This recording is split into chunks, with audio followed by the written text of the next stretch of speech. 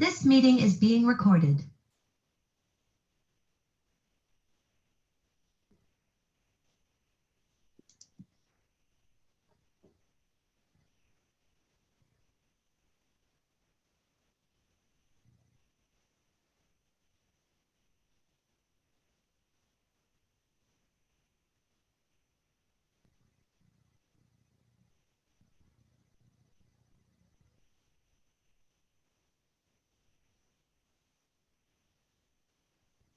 Well, why don't we go ahead and get started? I think people will continue to join. But I want to, like I said, start as soon as possible. And I want to welcome everybody that's here today. Thank you for joining us on this session about over-the-counter hearing aids. This is a presentation that's brought to you by the Capitol Hill Village. I know we have some members here and some guests, so I just want to welcome you all and thank you for being with us this afternoon. Again, we're going to have ample time at the end for questions, so please keep yourself on mute, but put any questions you have in the chat. And I want to start by introducing our Capitol Hill Village member who is really instrumental in bringing this program to us, Ms. Vira Sisolak.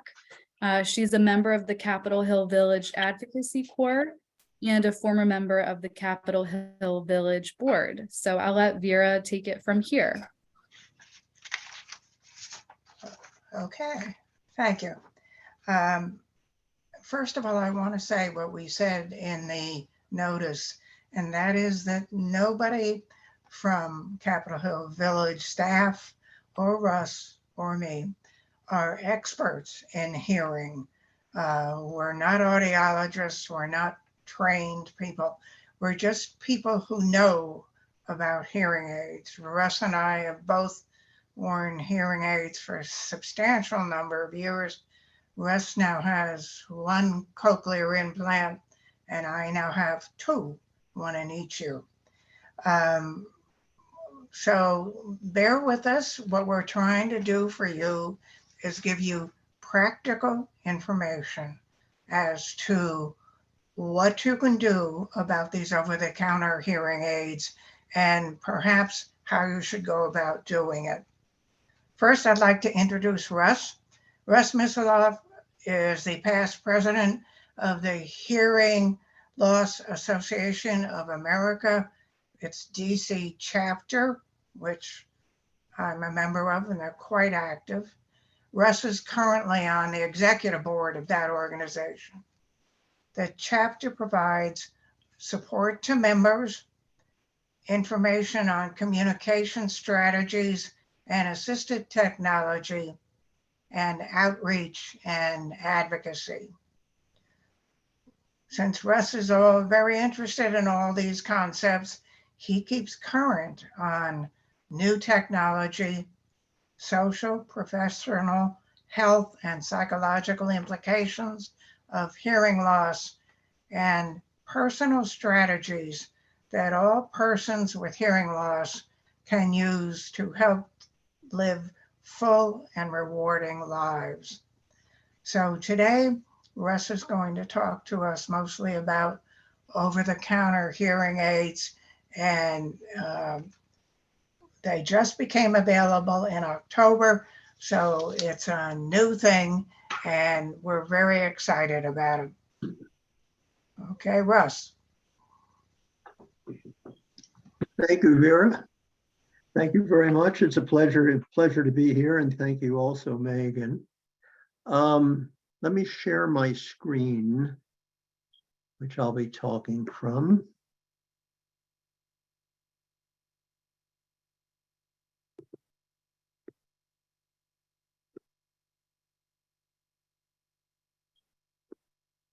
Okay, let me see if I can put this on the slideshow.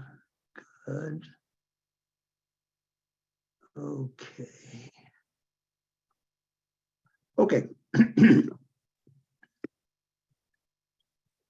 Okay, let me begin. First of all,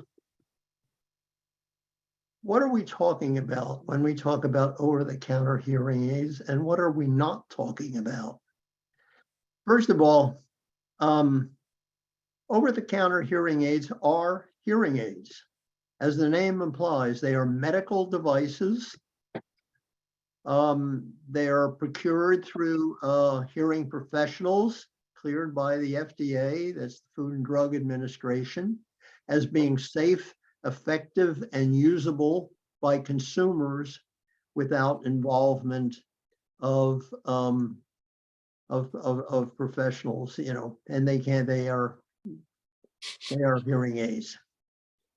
The latter distinction, as indicated here, is important. First of all, they need to be distinguished from what were PSAPs, or personal sound amplification products, which are not adjusted, which look like hearing aids and do some of the same functions as hearing aids, but they're not adjusted for individuals, for particular individuals.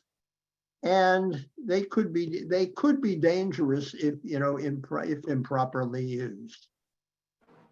PSAPs, although again, they look like, and in some sense function as like hearing aids, they do not have some of the features which hearing aids typically do have. Okay. For whom are over-the-counter hearing aids designed? People 18 years old or older with, quote, perceived, quote, mild or moderate hearing loss. Now that requires some definitions. First of all, perceived by whom? It means perceived by the person involved himself. There is no audiological testing required, although it probably is advisable. And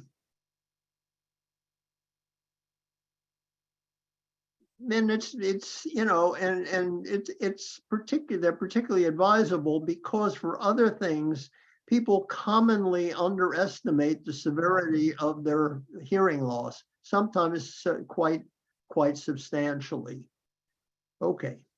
It is for people with mild to moderate hearing loss. That's designated by frequencies. I'm going to take this off.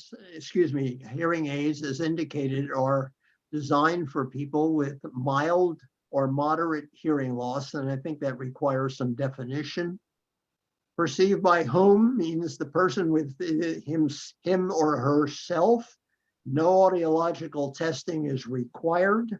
Although, as I will talk a little bit later, it is advisable, among other things, because people commonly seriously underestimate the severity of their hearing loss. Okay. Mild to moderate has some very specific definitions.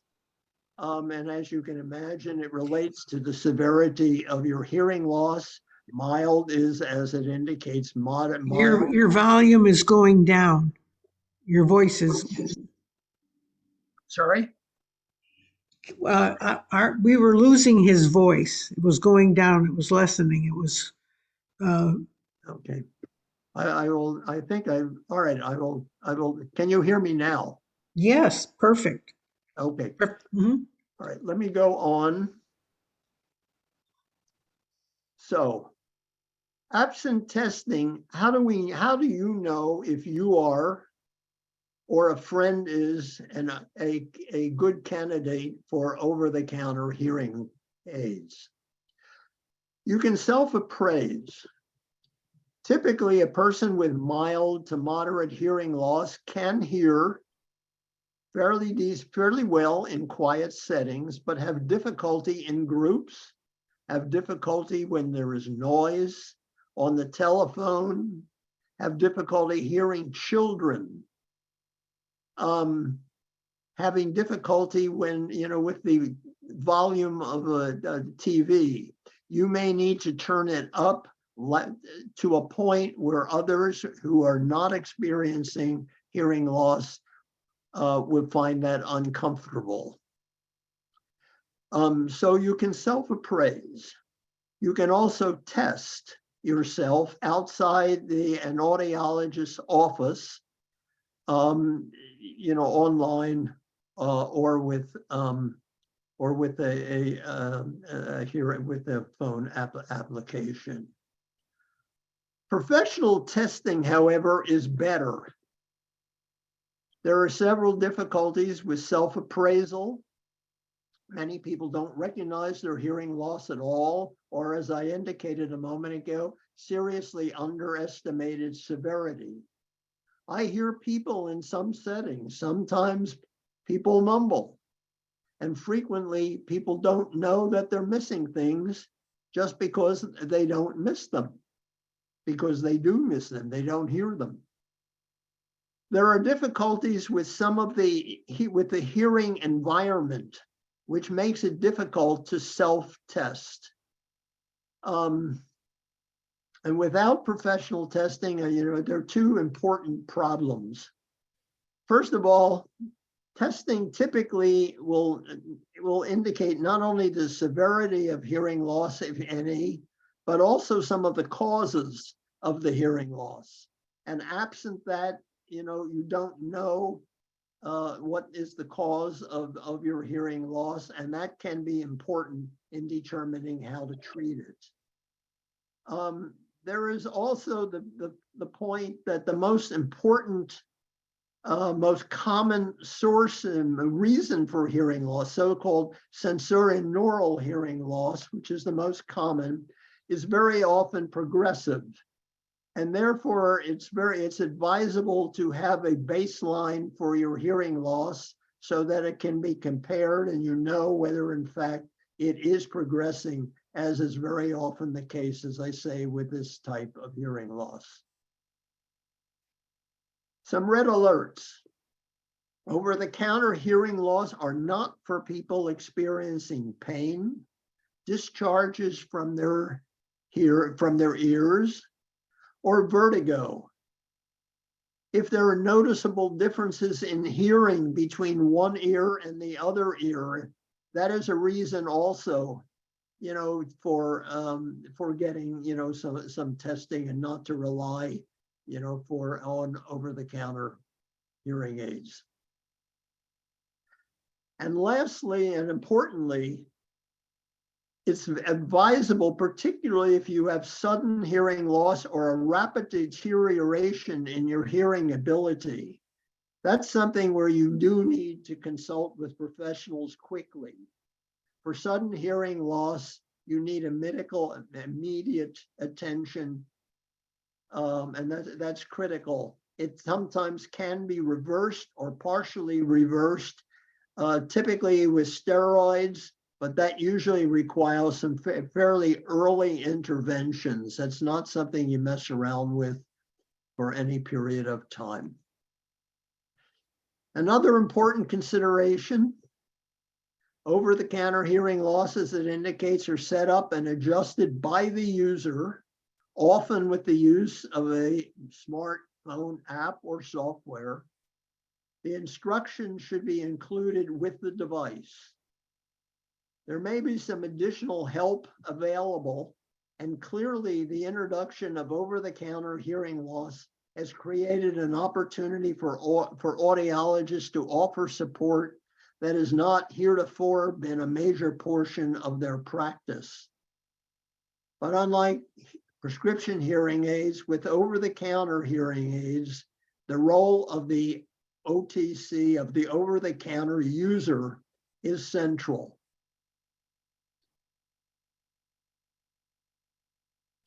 So the bottom line is that OTC candidacy requires only the self-perception of mild to moderate hearing loss, but professional testing is advisable.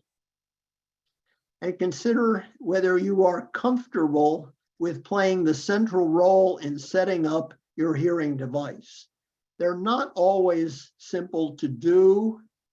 And, obviously with the intervention of a qualified person, typically an audiologist or hearing aid specialist, you do get certain assistance, which you would not get, with an over-the-counter hearing aid by itself.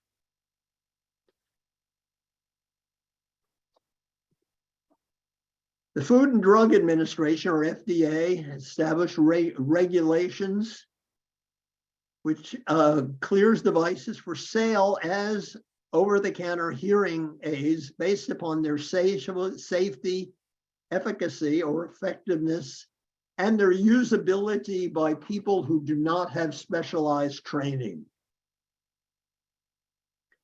The determination of whether the hearing aids qualify for FDA approval is the wrong word, I think recognition is a better one, is based apart on data provided by the manufacturers of the hearing aids themselves, which show that they are safe, that they're effective for persons with mild to moderate hearing loss, and that they can be self-fit.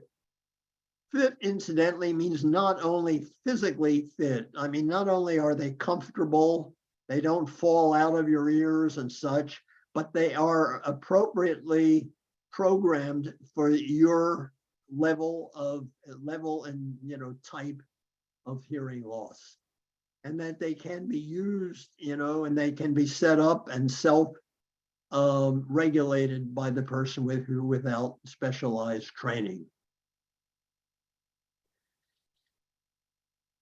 Okay, what does the FDA require to clear devices and call them over-the-counter hearing loss? First of all, there needs to be labeling outside the box that the contents of the box contains an over-the-counter hearing loss. It includes some red flag warnings, some of which I talked about, just a moment ago, and I can quickly refresh on that one, I believe. Yeah, pain, discharges, vertigo, substantial differences between one ear and another, sudden hearing loss. These are all red flags, which, you should not be talking about over-the-counter hearing aids. Some indication, they will, outside the box, there will be some indications of what happens when you have mild hearing loss, which we'll talk about a little bit, in a bit. But mild hearing loss basically is just that. It has a, more technical definition, but typically with a mild hearing loss, you're able to understand reasonably well in quiet settings and one-on-one settings without background noise and so forth. Moderate hearing loss, and it involves a little bit, more severity, but it is certainly not totally severe. I can give you more technical definition, but I think that's typically what it amounts to. Outside the box, it should indicate whether any app or website is needed to set the over-the-counter hearing aids, whether you need to set up the over-the-counter hearing aids something beyond what is in the box, which is very often the case. And it will include, or should include, some manufacturer's information about return policy. And then I'm clarifying this by saying the regulations themselves do not require the provision of information outside the box on how to return it. That's regulated, by what's in the box, on the box in that respect is regulated by the individual states. But if the manufacturer does not make any provision for return, that must be stated, outside the box. And I would add this, I think this is sort of, the legal definitions of what you will find outside the box. I would go a little bit further and say, for example, if there is no provision for return, and that's indicated out, and that would have to be indicated outside the box, I would suggest not buying that, because these things are relatively sophisticated devices. and you may need some help. Some more inside the box. First of all, there should be instructional material, illustrations, diagrams, including controls. Now this one, again, I would be very, very careful about this, because it seems to me that, if you should not need to break open the box in order to get material, find materials and illustrations and diagrams and controls. Therefore, I think it's very, very helpful, to look at the manufacturer's website or some other means of assessing some of the things that you need, so that you can do that without, opening the box. I know certainly, some of the places where they sell these devices, I think they are likely, to not be terribly fond if you ripped everything apart, in order to see what's in, and then decided, well, I guess this is not for me. So I would look for some of these. I look for the manufacturer's website. I look for other means of assessing whether or not, there are about cautions for excessive noise and ear protection. What is the maximum output of the device? Information about how you get repairs and replacements. Information about maintenance and care. Information is summaries of any performance studies done. As indicated here, these do not have to be provided outside the box. They do have to be required inside the box, but I would look for these things, before you make decisions and actually go and open a box. And you can do that. Some things to consider in deciding. Is it labeled as a hearing aid outside the box? If it's not, or if the outside the box, what it says is confusing, I would steer away from that.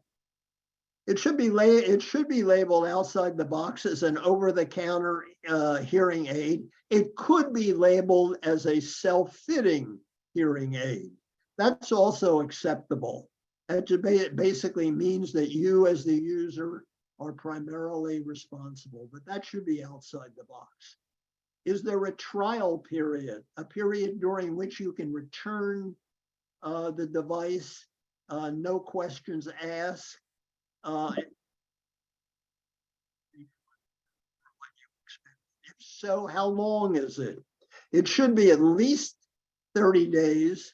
It hopefully will be longer. Some of the things you will want to test do take a while. Is there a warranty? What does it say about repairs, where and how to get them? All these things I think are important in deciding on it. Any red flag conditions, we already talked about that. Whether there's any non-included equipment, software, apps, or a website that's needed to complete a hearing aid device.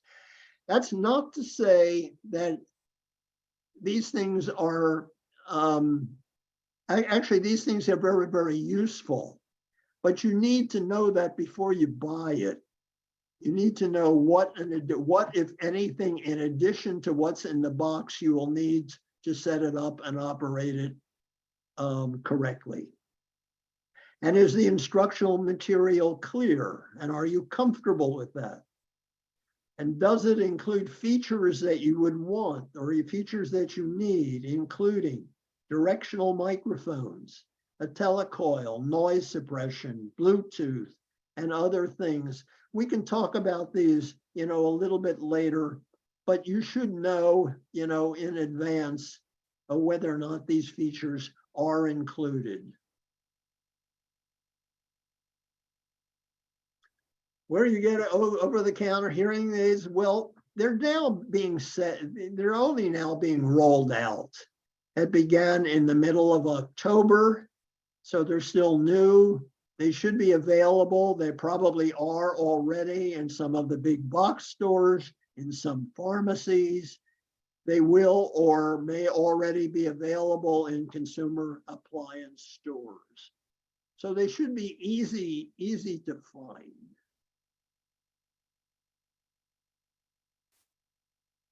Why introduction of over-the-counter hearing aids is a positive development? For a number of reasons. For one thing, they're likely to, well, let me put it this way. There are only a handful of manufacturers of hearing aids, prescription hearing aids, available on the market now. With the introduction of over-the-counter hearing aids, we anticipate that there will be promote innovation and the entry into the market of some consumer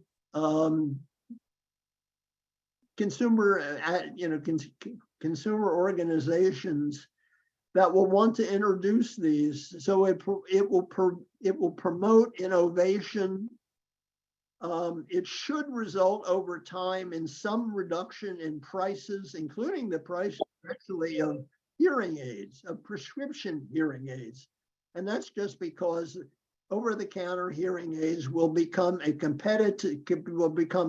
competition for some of the hearing aids which have historically been on the market and available only through an audiologist or other hearing aid specialist.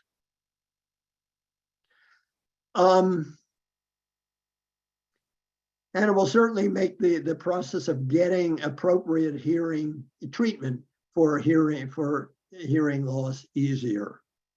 All of these things are likely to lead to an increase in the number of people with hearing loss who are actually getting the help they need. One of the difficulties, with the market as it stood until the introduction of, just the very, very recent introduction of over-the-counter hearing aids, is that the percentage of people who could benefit from hearing aids is small in relationship to the people who really need them. Probably on the order of anywhere from 15 to 30%. This will make it easier, basically because it becomes more convenient to get the hearing aids, and because you can do it without the intervention of an audiologist, or I should say, although I think, as in some respects, setting up a hearing aids with the help of a specialist is a useful thing to have. Some final thoughts. Over-the-counter hearing loss is a general category, and there's considerable variation in the features and the prices which are available for them. Reportedly, over-the-counter hearing aids can be obtained for some of them go up to about $3,000. I would make this warning.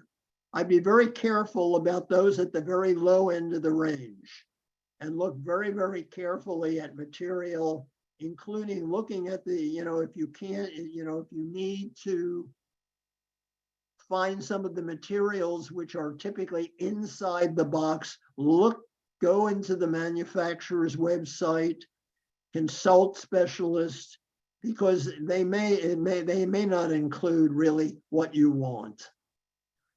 If you at the upper end of the range, I would also, caution you, I think it's wise, to consult a specialist, because some of these things will overlap in price with prescription hearing aids, which are on the market. You can get some fairly good hearing aids at $3,000, or even $2,000.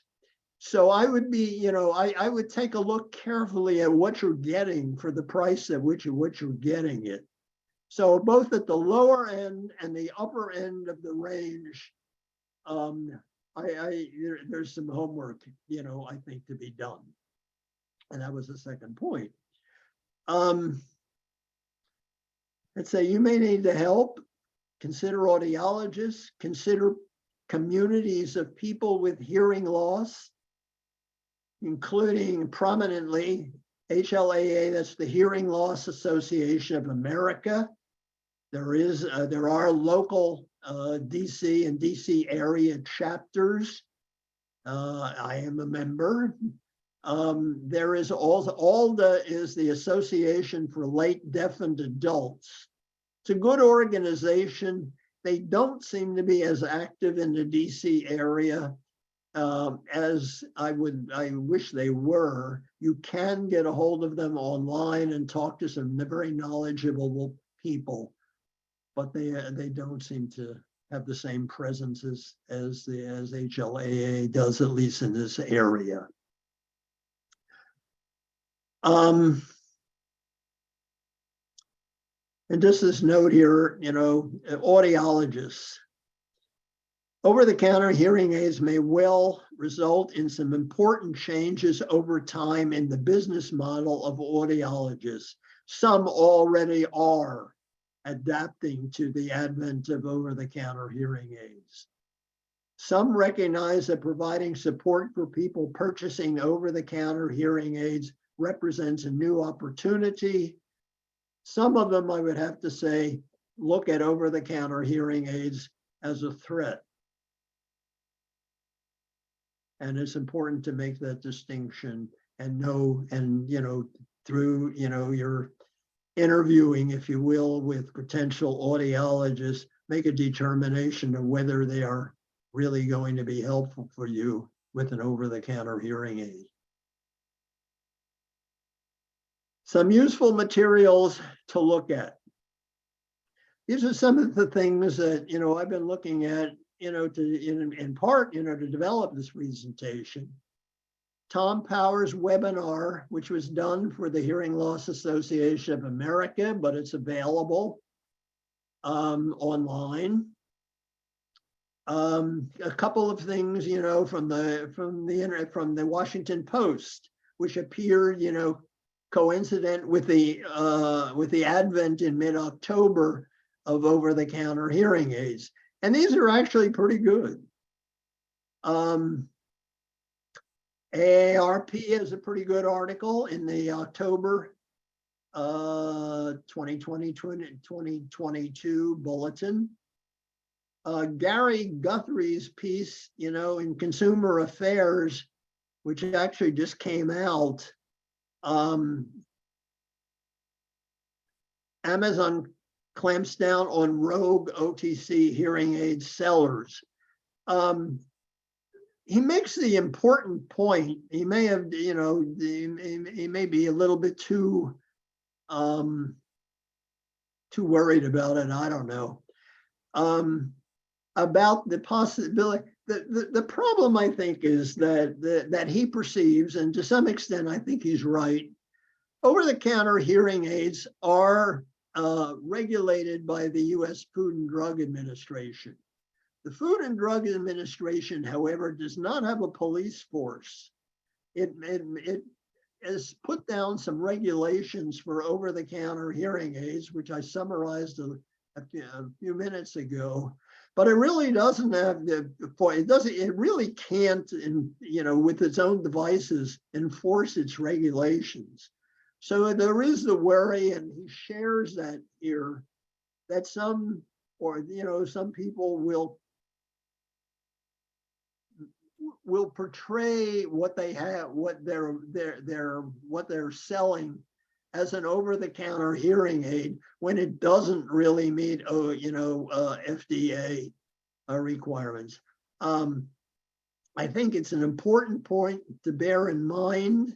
It may happen. It may already be happening. I can't say, I don't look at the market from day to day, but that is, certainly, a possibility. Thank you. I'm going to open it up for comments, questions, anything I missed, anything you'd like to talk.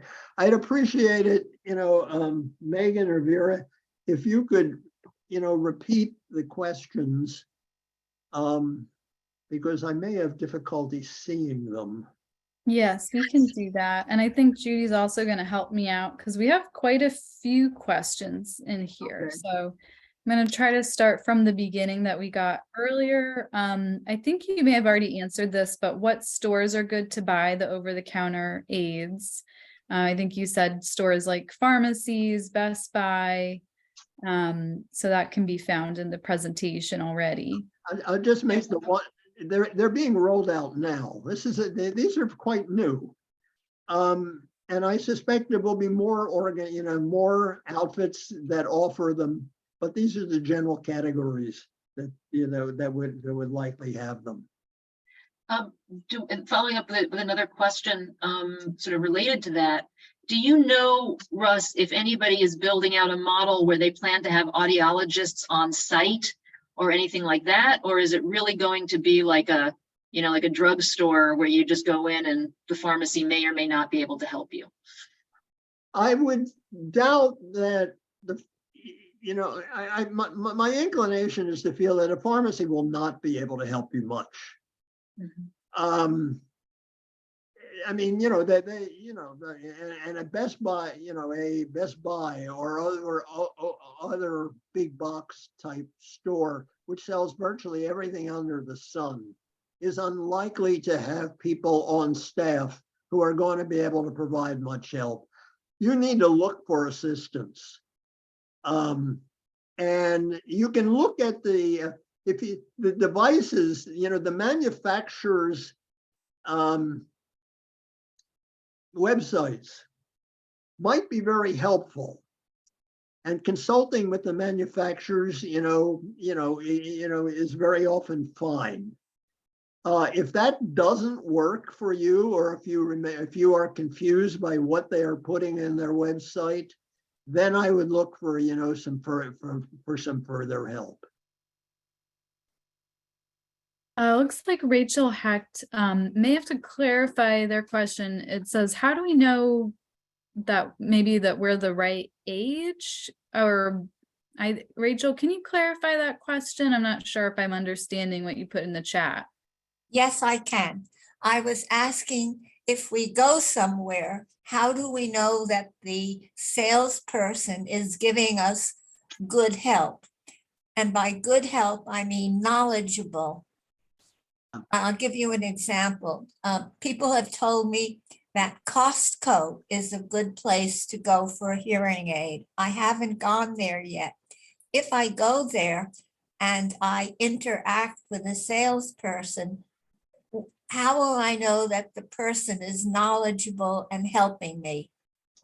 Well, I'd say this: if you go to Costco, you're likely to encounter someone at their hearing aid center who is knowledgeable.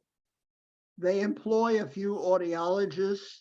They employ hearing aid specialists who are trained, although not at the level of an audiologist.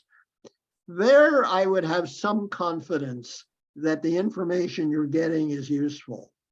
If you go, for example, to Best Buy and pick out an over-the-counter hearing aid, no, I would not, or a pharmacy for that matter, I would not be confident that you're likely to get good information from the salespeople themselves.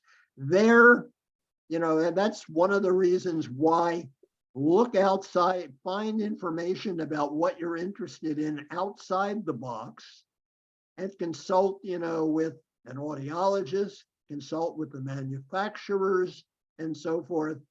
And you can consult also, if you want, you can call me. I'd be happy to help you to the extent that I can. Although I will not be particularly knowledgeable about every particular device, that comes on the market. I suspect there's going to be several. There already are a few. But no, I say at Costco, you're very likely to get some help. Other big box stores, pharmacies, and so forth, I wouldn't count on it. You're going to need to consult. You're going to need to look at the materials. You're going to need, to get some of your questions answered, by audiologists or others who know. We have a question from Vira. Do any health insurance policies pay for hearing tests, even if they will not pay for over-the-counter hearing aids? Well, some health insurance will pay for hearing tests.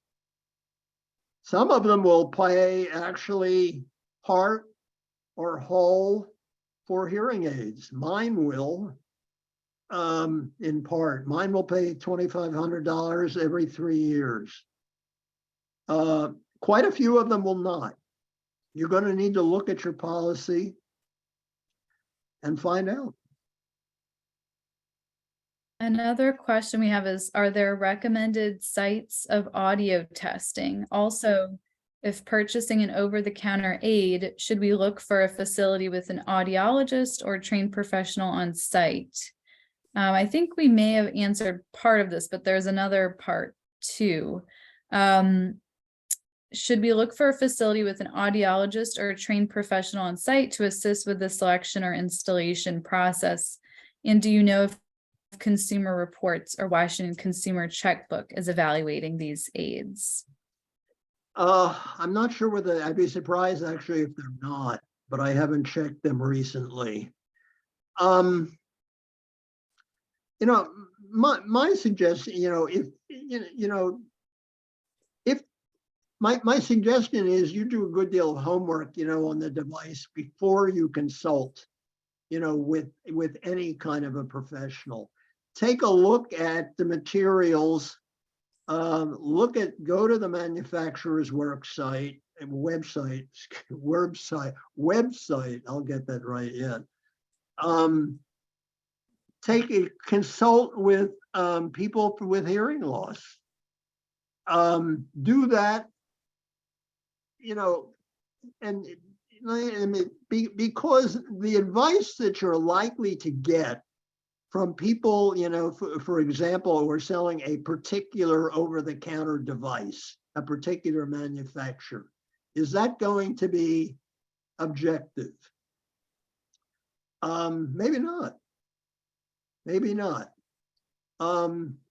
I certainly recommend, for example, finding an audiologist, one who is helpful, who is willing to talk to you about over-the-counter hearing devices. That is to say, is likely to provide technical support without selling you the device. That's very useful, and some of them will, not all. As I say, I think when I talked before, is for some audiologists, the introduction of over-the-counter hearing aids is a threat because it's competition that they didn't have before. For some of them, however, they see it as an opportunity, to provide certain services, which may not have been a major portion, of their practice heretofore, but could become, and they can be very useful. Have I answered your question? That was Shirley Rosenfeld's question. I don't know if she's still here, but Shirley, there was a lot of parts to your question. Do you feel like you got some answers? Oh, you're on mute. Hold on, let me unmute you. I appreciate your response. Thank you very much. I guess for myself and perhaps others, the process when you say find an audiologist who would work with you on that is a bit daunting. And are there particular facilities that may already have indicated an appreciation or willingness to talk about these things and share information? I think if, for example, Gallaudet, I often hear that some people I've known have gone to Gallaudet for audio testing because they educate as well as work. And would that be get a test perhaps there? And would they have audiologists or perhaps even students who might be attuned to these newer aids? That's what I'm asking. Yeah, well, there's nothing in the newer aids that, is novel. These are hearing aids. They have some of the features, you know, which prescription hearing aids have. And there's a wide variety, as you know, you would gather, anywhere from $200 to $3,000. It's a fairly wide. It's a category. So yeah, you're going to find people who are, you know the various features. I would say that you know what you were talking about, Gallaudet. I think that's a good choice. I would expand that some and say that you're wise if you don't have an audiologist in mind. It's sometimes a good idea to go to some of the universities, you know, who have otolaryngologists, on staff and offer education in this area. Gallaudet, George Washington. Sibley, I believe, because you're likely to get more objective analysis, of the particular, in your particular circumstance. Everybody's the hearing loss is a little different. So you want, and you're likely to get from the from academic institutions, a more objective view. At the same time, if you know an audiologist and have confidence, and you know that the audiologist, is willing to deal with, is willing to deal with several different brands of hearing aids, that's fine. But I think if you don't, I think you're going to one of the academic institutions, I think, is useful. I would hesitate. The other thing I have to say, I'm a little bit constrained in talking about this because I really can't advertise for an audiologist. I like my audiologist, but I can't advertise for her. But that's sort of what I would advise. That's very helpful to those of us, or for those of us who really don't have a relationship with an audiologist now. That's kind of the guidance I was looking for. Thank you. Before we call on A. Billy, I saw A. Billy's hand up. Maybe this is something that the village and Vira, you and I can talk a little bit more. There's a group who are interested in supporting folks, and maybe one of the things that that we need to do is not just look at the devices themselves, but look at the kinds of supports that are available.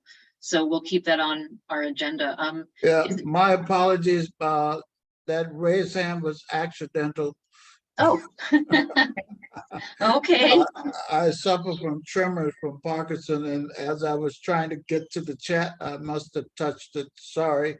Oh, that's okay. But you asked a good question too, Billy, about whether Russ is able to share, whether we'll be able to share the presentation. So Russ, that's a question for you.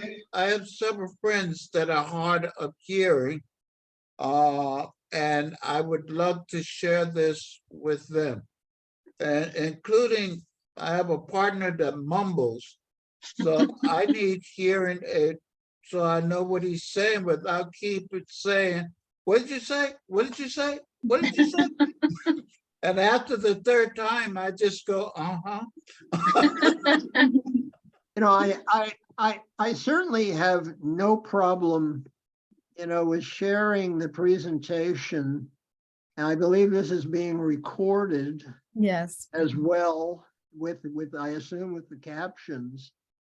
So, but, and I also, if you want to call me, I mean, I have no objection to talking to people, privately as well. I don't charge anything.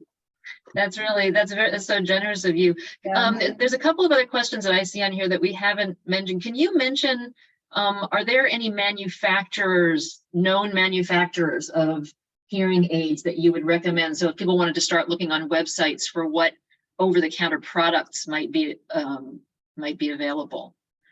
Well, there are half a dozen manufacturers, that basically have 98. That's not exact. Somewhere between 95 and 98% of the market. Mm-hmm. Basically an oligopoly. There's a small number of them. Sony, Bose, Phonak, Oticon, Cigna, Starkey, Widex, and Resound. And they're all good.